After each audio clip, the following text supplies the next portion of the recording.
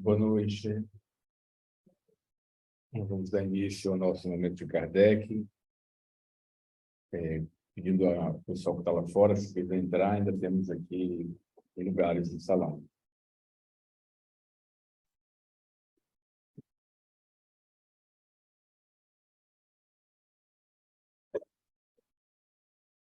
Neste momento,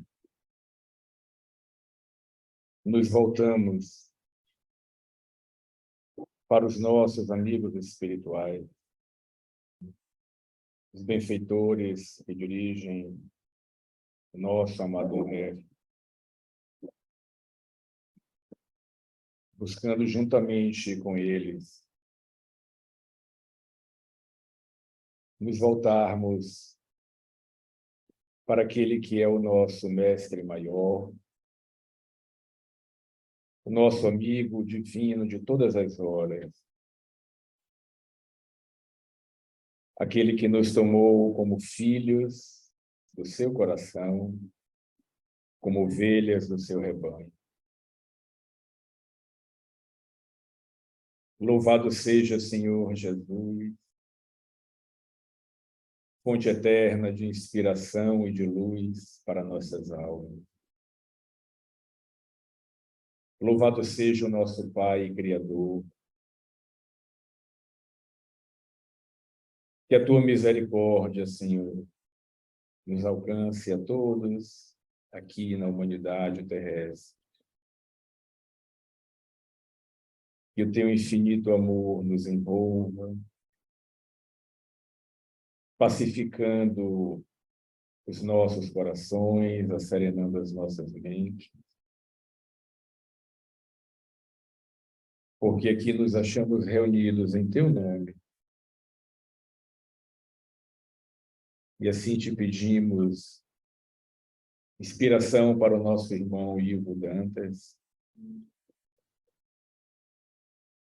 que nos falará nesta tarde e noite a respeito do teu evangelho. Te pedimos também que sejam ampliadas as nossas possibilidades de compreensão e apreensão do conteúdo. Te pedimos, pois, permissão, mestre, para iniciarmos o nosso momento de Kardec de hoje, sob o teu olhar amoroso, sobre as tuas bênçãos, sobre a tua guarda e sobre a tua inspiração. Paz e bem, querido mestre, a toda a humanidade, hoje, agora e sempre, e assim seja. Então, hoje temos nosso irmão Ivo Dantas, né? Queridíssimo e amado aqui ao nosso coração, que vai abordar para a gente o tema A Vida Futura. É um subitem do capítulo 2 do Evangelho segundo o Espiritismo. O título do capítulo 2 é Meu Reino Não É Deste Mundo. Tem um subitem, então, intitulado A Vida Futura, em que Kardec inicia este item trazendo um trecho do Evangelho de João, capítulo 18, versículos 33, 36 e 37, em que Pilatos, né, tendo entrado de novo no palácio e feito vir Jesus à sua presença, perguntou-lhe: És o rei dos judeus? Respondeu-lhe Jesus: Meu reino não é deste mundo. Se o meu reino fosse deste mundo, a minha gente houvera combatido para impedir que eu caísse nas mãos dos judeus. Mas o meu reino ainda não é aqui. Disse-lhe então Pilatos: És, pois, rei? E Jesus lhe respondeu: Tu o dizes, sou o rei. Não nasci e não vim a este mundo senão para dar testemunho da verdade. Aquele que pertence à verdade, escuta a minha voz. E aí, a pedido de nosso Ivo, eu vou ler aqui só o item 2 deste capítulo, que aqui já é um comentário de Allan Kardec. Kardec diz assim, deixa eu botar aqui.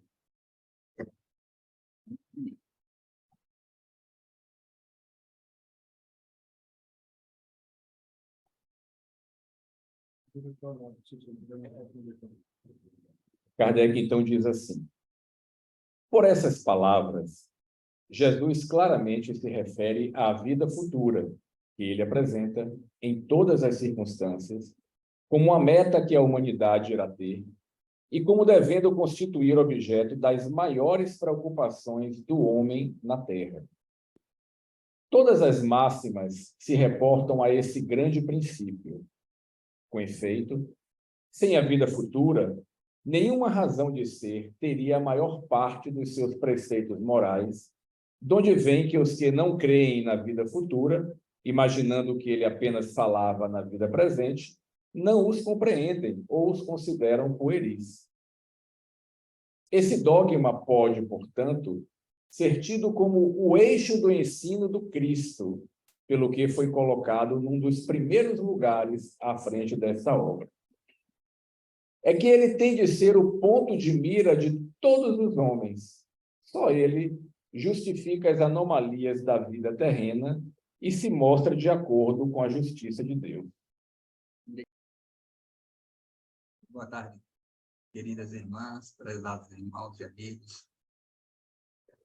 Aqui estamos novamente para conversar sobre esse tema que o nosso Simval nos apresentou aí. Capítulo 2 de O Evangelho segundo o Espiritismo. Meu reino não é deste mundo. Kardec se aproveita daquele texto do Evangelho de João e traz essa expressão para definir o parágrafo do seu livro, o Evangelho segundo o Espiritismo. É o segundo capítulo. Quando a gente consulta o Evangelho e lê esse texto,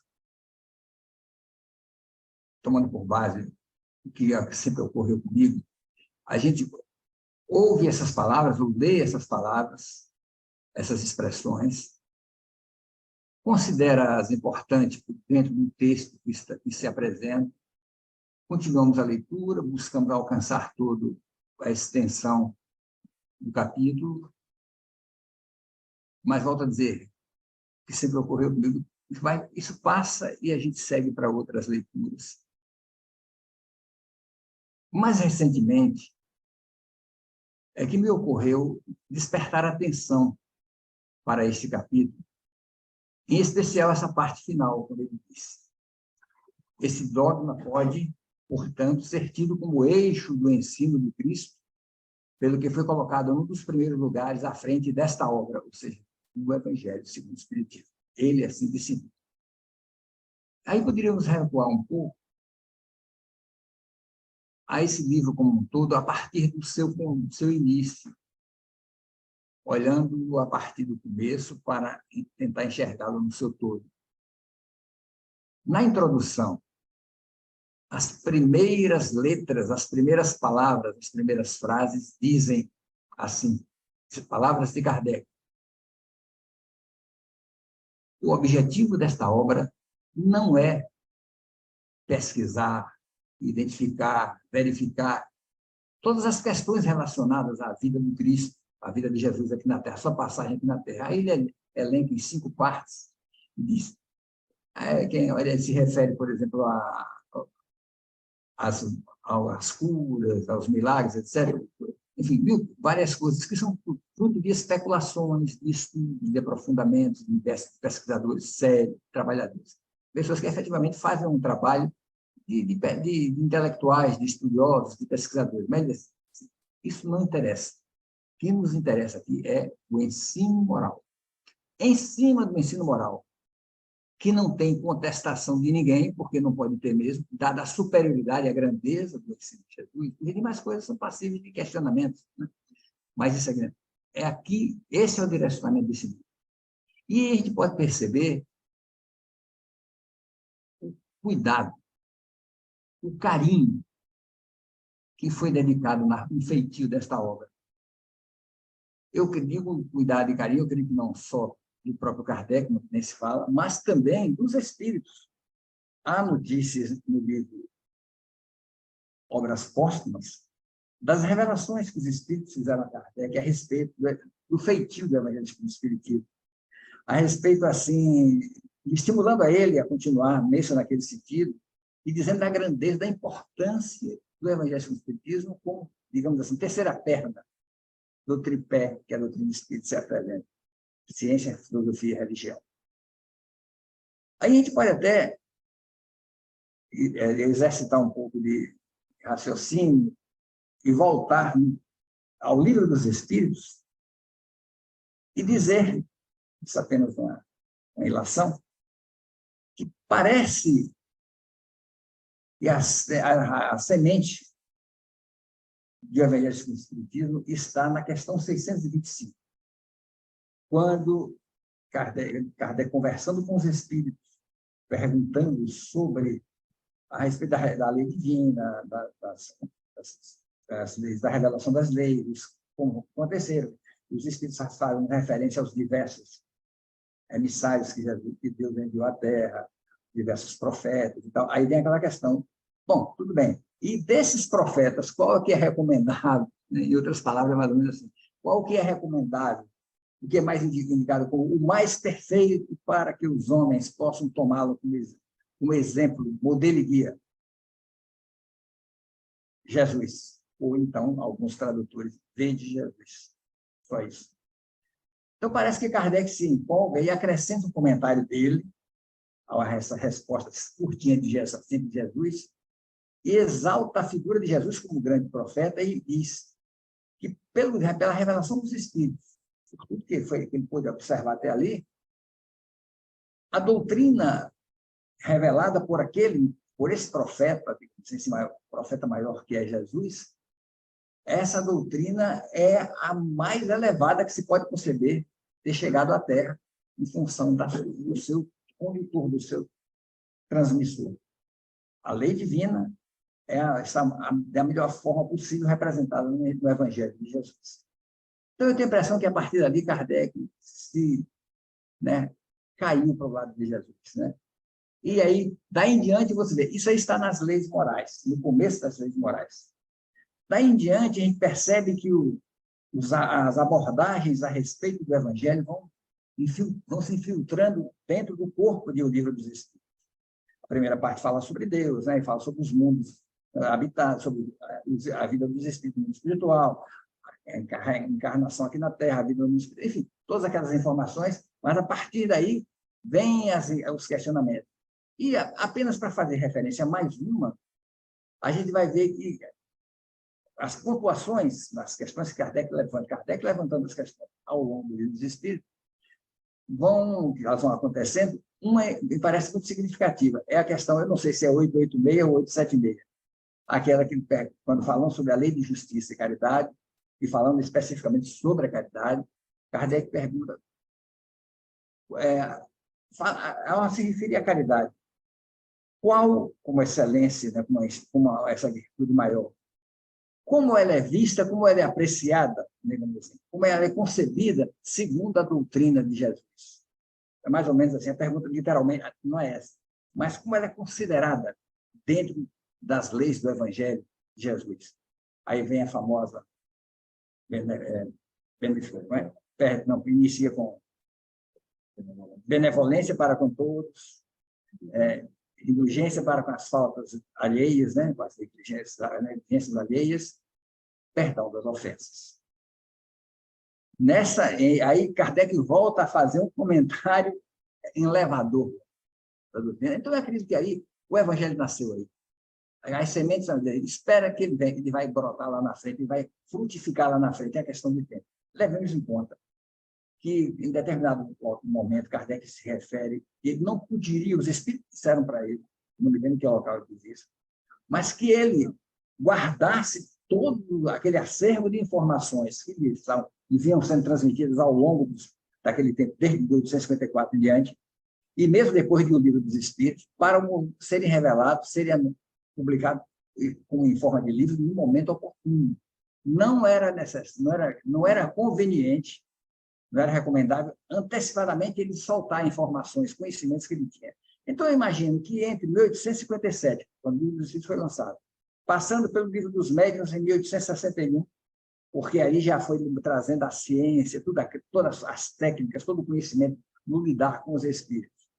Só em 1863, acho que foi 63, que ele apresenta o Evangelho segundo o Espiritismo. Acho que foi cercado de muito carinho, levando-se em conta que o Evangelho segundo o Espiritismo foi escrito, ele estava sozinho, ele se isolou numa propriedade que ele adquiriu, fora da casa onde ele morava, fora da Sociedade Espírita de Paris. E ali ele chega a dizer isso em mim, que ninguém sabia o que ele estava fazendo, em termos de produção. Sabia que ele estava escrevendo, estava produzindo alguma coisa, mas ninguém sabia, nem o editor do livro, que era um homem da sua intimidade, que lidava com ele exatamente para poder as conformações, essa coisa de como produzir, como publicar, nem ele tinha noção, nem de título, nem de nada. Sabia que ele estava produzindo alguma coisa. Aí vem uma outra informação. Estou fugindo do tema, mas depois a gente chega lá de alguma maneira. Certa feita eu li, em um livro, Obras Póstumas, numa das edições da Federação, da FEB, e depois não vi mais, acho que isso não saiu mais em outras, que um desses pesquisadores da FEB, desses trabalhadores da Federação Espírita Brasileira, que andaram pesquisando lá em Brasil, em Paris, digamos assim, nas anotações, nos arquivos do Espiritismo, lá da doutrina do Espírito, por onde Kardec trabalhou. E dentre as anotações, uma não foi publicada em Obras Póstumas, mas ele conta o seguinte, e aí tem a ver com essa notícia que ele está trabalhando sozinho lá. E nesta fase, uma médium, se eu não me engano, da Bélgica, outro país, veio visitar Kardec, veio a Paris e foi visitar Kardec. Ao chegar, não o encontrou em casa, onde ele encontrou a dona Amélie Bouvet, a esposa dele, e ficaram conversando. Então, já que me encontrou, elas ficaram conversando. Aí a dona Amélie aproveitou e solicitou a ela que, já que ela estava aí, ela concentrasse para ver se ela poderia captar alguma coisa, enfim, com relação a Kardec, o que ele estava produzindo. E aí, a médium identifica-o como sentado dentro de um salão, numa sala ampla, janelas abertas, bem arejadas, descreve todo o ambiente e diz: cercado por centenas de espíritos de luz que o envolviam e o influenciavam no que ele estava escrevendo. E acrescentou: sobre esses, como se fosse, dando a impressão como se fosse um coordenador, um espírito mais luminoso ainda. A gente pode supor que é o espírito de verdade. Bom, se isso é uma, não vamos afirmar que isso foi uma realidade ou foi apenas criação, não sei. Mas isso eu li em um livro, Obras Póstumas. Eu li isso. Então, é muito significativo você ler. Então, por que eu estou trazendo isso? Mostrando como esta obra foi amorosamente, cuidadosamente produzida. Afinal de contas, ele foi trazendo uma versão do Evangelho do Cristo, né? Aí, voltando a isso aqui, voltando ainda sobre o Evangelho, ele nos traz essa informação inicial, o direcionamento dele, é ensino moral. E aí ele acrescenta informações, né?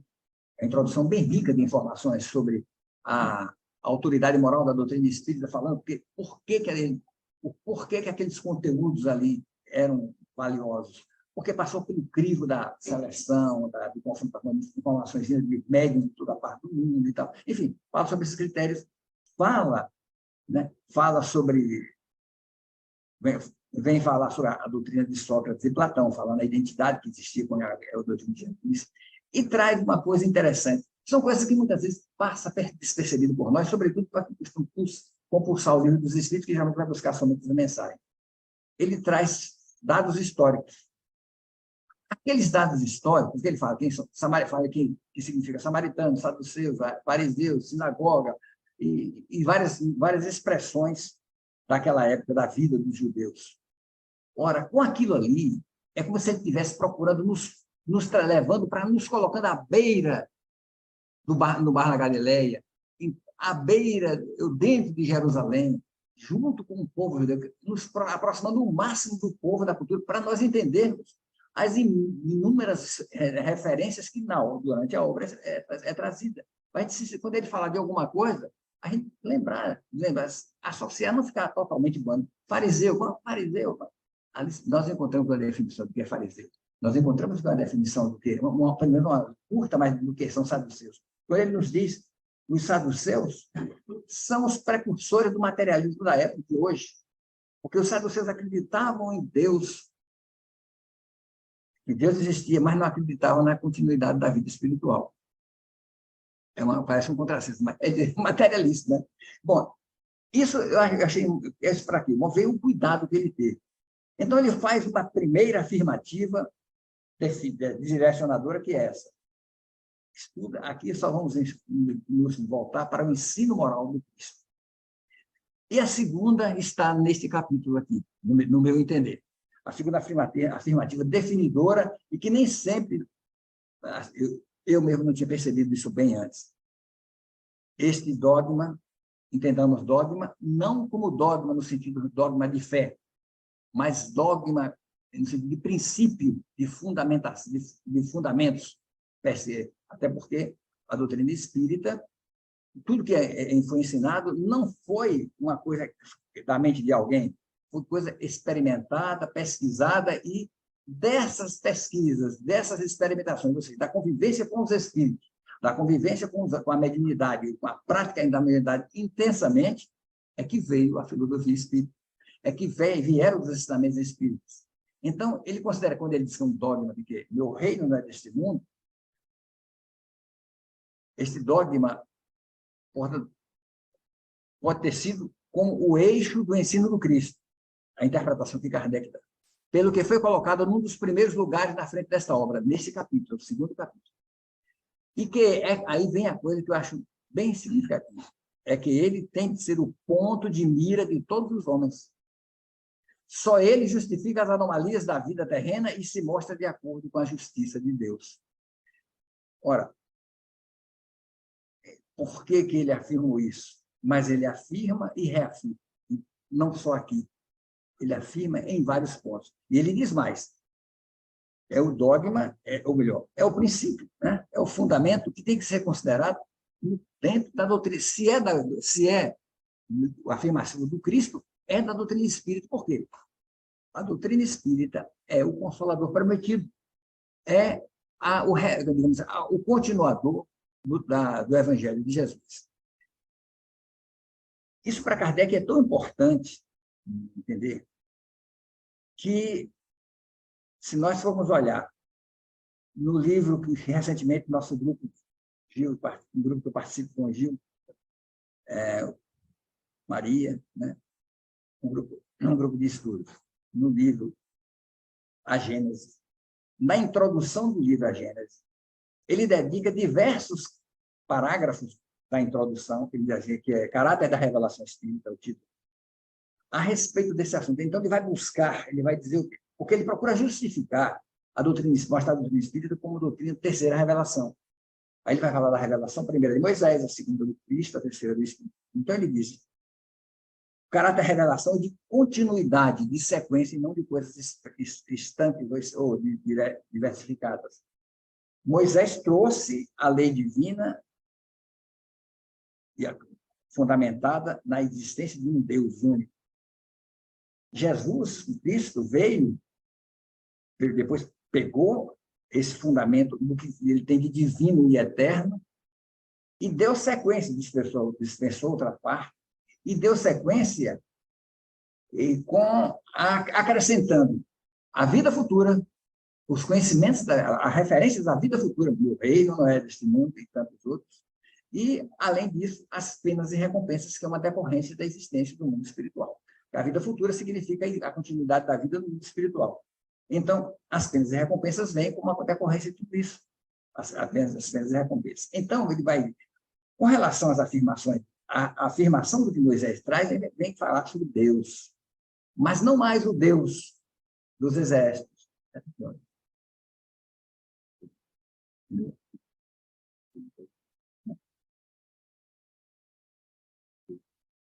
Oi?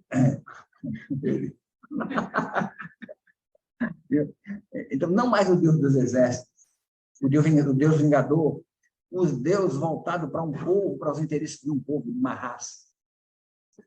Um Deus que direcionava os seus, digamos assim, as suas benesses, as suas recompensas para as ocorrências da vida aqui na Terra mesmo. Era a visão, como Kardec interpreta a visão que o Deus tem. Mas ele vem trazer a notícia de um Deus amoroso, né? De um Deus misericordioso, de um Deus Pai, um Deus que cuja ação, cujo alcance está não só para um povo, mas para todos os habitantes da face da Terra. Então, é um Deus de amor. Quando ele vai falar, né, a respeito do amor, né? Amar a Deus é amar ao próximo. Então, dentro desta visão, ele vem dizer o quê? Trazer essas informações e afirmar que a vida, digamos assim, a vida não se encerra por aí. Ele vem falar, ele fazer referência, que a vida continua, que as coisas não são voltadas por aqui, mas a preparação do homem, do ser humano, para uma nova etapa de existência. Isso, como o Kardec diz aqui, em todo o seu, e aí ele faz uma espécie de direcionamento. Observemos que todo o ensino do Cristo tem referências, tem indicações a respeito do mundo espiritual, da vida futura. Se nós observarmos bem no Evangelho de Jesus, dentre tantos outros, tem passagens que são bem explícitas, onde Jesus deixa dar sinais. Como ele disse, que Jesus sinalizou, mas não definiu, não aprofundou. Ele deu sinais, ele deixou registro. Vejamos, por exemplo, além da vida, meu reino é deste mundo. Ele apresenta, por exemplo, aquela parábola do mal rico, do rico, digamos, orgulhoso, do rico vaidoso, que se vestia, uma parábola que ele apresenta, né? Que se vestia brilhantemente em roupas finíssimas, se alimentava de alimentações as mais primorosas, e que na sua porta tinha um homem cheio de chagas, né? Um mendigo e tal, que vivia na expectativa de pegar as migalhas que vinham da sua mesa. E os cães vinham lamber as suas chagas. Aquele homem morre. Não, Lázaro morre, que era o mendigo, vai para o seio de Abraão. O homem morre, vai para a zona de sofrimento. Ali não está uma figuração da vida futura, do mundo espiritual? Porque no decorrer da parábola, você vai observar o seguinte, que o Lázaro, no seu sofrimento, olha para cima e identifica Abraão, um infeliz, no seio de Deus. Pai Abraão, me manda que Lázaro venha me socorrer, trazer uma água para... E Abraão, não. Lázaro passou pelas dificuldades aí na Terra. Ele viveu uma vida de sofrimentos. Agora ele está recebendo as benesses do que ele fez por merecer. Você não, né? Você foi um curtidor. Seus benefícios, vamos dizer assim, os bens que você precisava, que você usufruiu bem mesmo. É mais ou menos nesse sentido. Dá a ideia de quê? Dá uma ideia de mundo superior, de um mundo feliz, de mundo de sofrimento. Aquilo que depois nós vamos encontrar na doutrina espírita com muita valia, com muita caracterização. Então, isso é uma referência, né? Quando se refere a João, diz assim, João, quando eles falam sobre a morte de João, se João foi ali, ele diz, uma coisa que ele disse, João João dos nascidos de mulher é o maior aqui na Terra. Ele está se referindo naquela ocasião. Mas no reino dos céus, ele é o menor. Mostra que a vida continua, a vida é dinâmica. João vem de lá, vem para cá. Então, há continuidade da vida. No diálogo com Nicodemos, enfim, Jesus deixa sinais, mas não aprofunda, como interpreta Kardec. Não havia condição para isso. a humanidade não tinha, naquela época, não tinha condição de absorver esse ensinamento. Então, ele vai dizer que mais adiante, oportunamente, porque quando é que ele diz que oportunamente virava o Consolador prometido? Quando os seus discípulos dizem que queriam acompanhá-lo, ele diz, espera aí, não dá para surgir comigo agora, mas eu voltarei, vou preparar o lugar, voltarei. Mostra que e oportunamente vos enviarei, né? Depois ele fala no envio do Consolador prometido. Dá sempre notícias onde existem os dois planos de vida. E ele diz, mas enviarei depois o Consolador prometido, que vos esclarecer, que vos, né, haverá de reaver, ou revelar, e não é revelar, haverá de relembrar todas as coisas que foram esquecidas e trazer informações, desenvolver as informações que não puderam ser naquela época. Então, ele dá a ideia de continuidade, de progresso. Aí é que entra a doutrina espírita com terceira revelação. Uma terceira revelação para nos trazer essas informações, para nos contar, e aí a experiência de Kardec, né? Ele vivenciou, os espíritos é que vêm de falar desse mundo, dessa existência. Os espíritos vêm contar das condições que são a vida no mundo espiritual, as diversificadas, as mais variadas possíveis. Está simbolizado na parábola do rico e de Lázaro, né? As mais variadas possíveis, cada um segundo, né? Cada um segundo as suas obras, como o próprio Jesus falou. Então, no mundo espiritual, os espíritos vão ter continuidade segundo as suas obras. E, voltando ainda às afirmações de Kardec, aqui na interpretação desse capítulo, ele vai dizer todo o direcionamento do Evangelho de Jesus, dos seus ensinamentos, são para a condução do homem preparar-se para o mundo espiritual. A vida aqui é transitória. O mundo espiritual, que é o mundo verdadeiro, é aquele onde o mundo não é, o mundo aqui não é um fim, é uma passagem. O mundo espiritual também, digamos, de certo modo, não é um fim, é uma transferência que nós estamos, vai ver que ele deixa informações a respeito da reencarnação. E o Espírito vem nos falar que a reencarnação é necessária, é fundamental, faz parte desses princípios, desses ensinamentos.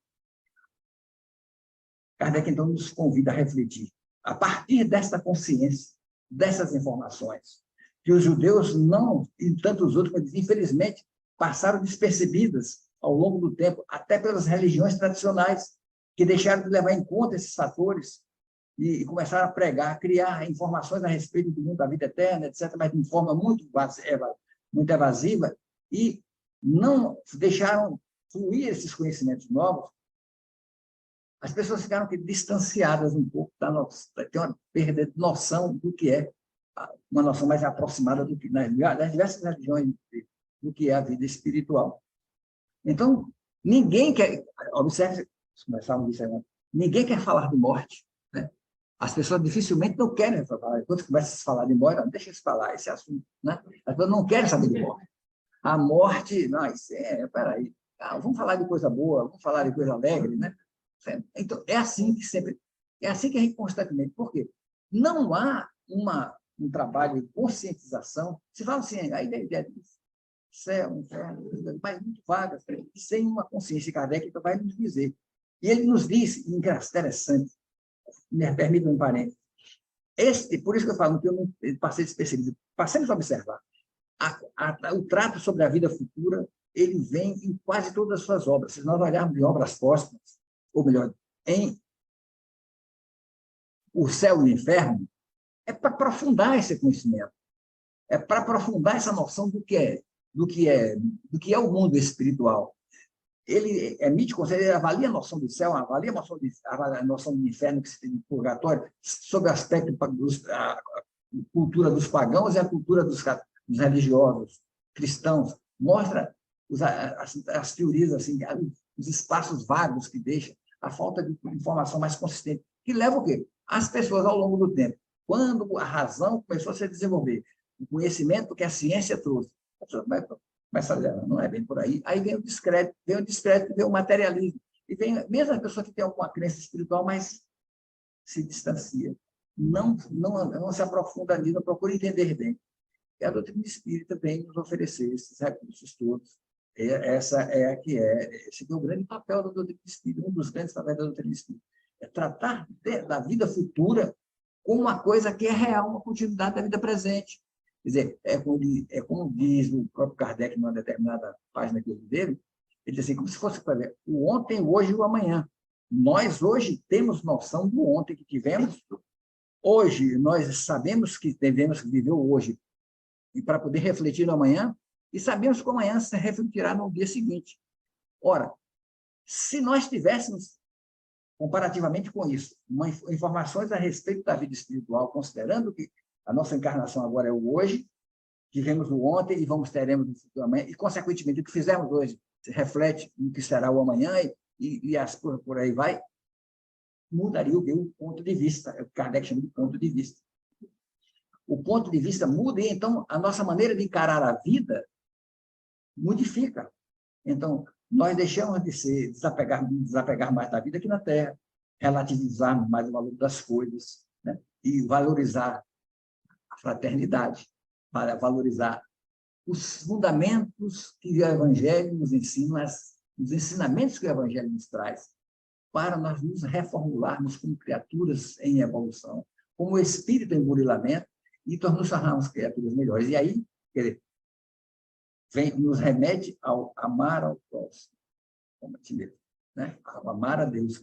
Este sentido, dizer, o sentido dessas expressões, que vem desde o tempo de Moisés, o amor, mas que Jesus trouxe na sua maior grandeza. Então, a doutrina espírita vem apenas clarear mais sobre isso, explicar melhor os ensinamentos, no tanto, parábolas, etc., que Jesus nos trouxe.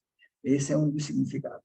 Mas, para encerrar a nossa conversa, eu quero dizer o seguinte, que se há muitos de nós passou despercebido, há um espírito que eu considero de ponta, com grande qualidade. Hoje, espírito, mas até um tempo atrás, era um espírita convivente aqui na Terra, trazendo luzes para o nosso espírito. Estudioso, profundo da obra kardeciana e do pensamento de Kardec. Ele não só estudava os livros dos espíritos, mas ele refletia sobre o pensamento do próprio Kardec, que se chama Deolinda Amorim. Então, o mestre Deolinda, depois de desencarnado, eu não sei se encarnado ele escreveu sobre a vida futura, deve ter escrito, porque ele escreveu muita coisa, mas eu não vi. Mas ele escreveu um livro depois de desencarnado, pela mediunidade do Dr. Elcio, do nosso querido Dr. Elcio, Convite à Reflexão. E não é que lá no finalzinho tem um capítulo, A Vida Futura? Tem, A Vida Futura. Ele não deixou passar, não. Ele vem trazer exatamente essas considerações a respeito das observações de Kardec, o senso de observação de Kardec, que determinou a vida futura é um fator fundamental no início da doutrina espírita. Se não for isso, não teria sentido. O Evangelho Espírita não teria sentido. Por isso que o Kardec está aqui no início da obra, para poder tudo ser direcionado dentro dessa visão de vida futura, de continuidade da vida espiritual. Aí ele diz assim, me permite ler para encerrar, quando ele diz assim, deixa eu tirar os óculos, não enxerga, não, para atrapalhar. Ele diz assim,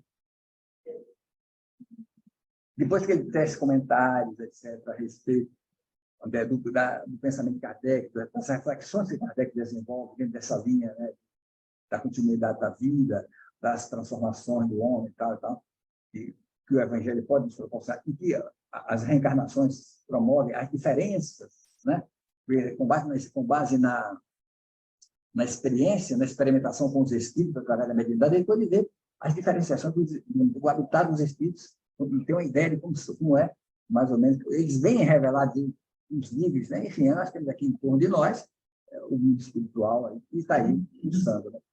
Então, ele diz assim, com isso, depois dele fazer várias considerações, olha uma conclusão que ele tira aqui. Com isso, já podemos ver por que Kardec tomou a vida futura como um princípio básico. Né? Das observações feitas, que ele considera, que ele trouxe, algumas consequências podem ser tiradas, tais como ele elenca. Olha, acompanhamos o pensamento dele. A existência de Deus, Porque na vida além de tudo funciona uma justiça automática que corrige os erros e injustiças da vida terrena. E ela aponta para a existência de um poder maior que a exerce, correspondendo exatamente à ideia que todos nós temos de um ser que não só é bom, como é justo. É um Deus diferente, né? Não é o Deus dos exércitos, não é o Deus vingador. 2. A situação na vida espiritual depende do modo pelo qual cada um vive na Terra, isto é, do cumprimento de suas tarefas, do dever de fraternidade e solidariedade para com os homens. Amar ao próximo. 3. A inexistência de situações definitivas depois da morte, abrindo margem ao progresso, mesmo no mundo dos espíritos. No mundo espiritual também. Tem mais um pouquinho. Me desculpe.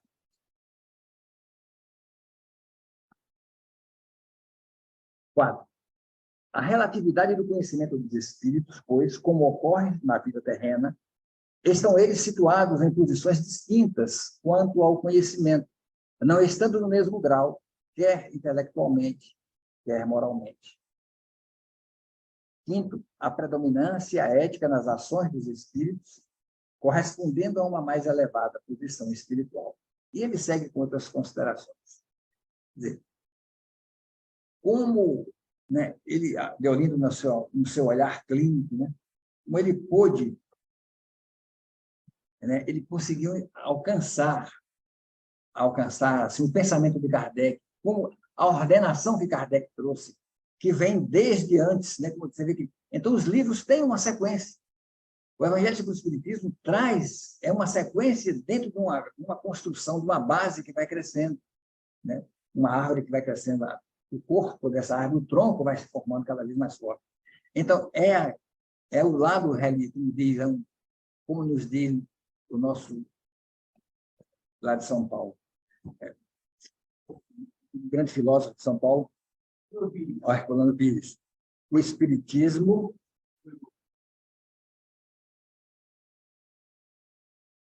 não é só Kardec que ele não, ele também. O Espiritismo, né?